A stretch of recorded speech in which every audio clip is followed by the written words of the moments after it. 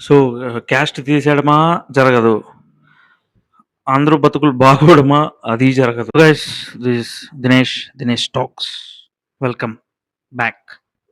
Straight away వీడియోలోకెళ్తే ఒక చిన్న మాట విన్నపం, information. So called caste politics జరిగే మన ఆంధ్రప్రదేశ్‌లో ఒక క్యాస్ట్‌కి సపోర్ట్ చేసే పాలిటీషియన్స్ గాని, జనాలు గాని ఈ వీడియో చూడొద్దు. ఇంకో క్యాస్ట్‌కి సపోర్ట్ చేసే పాలిటీషియన్స్ గాని, జనాలు గాని ఈ వీడియో చూడొద్దు దయచేసి. ఎందుకంటే సింపుల్‌గా చెప్తా.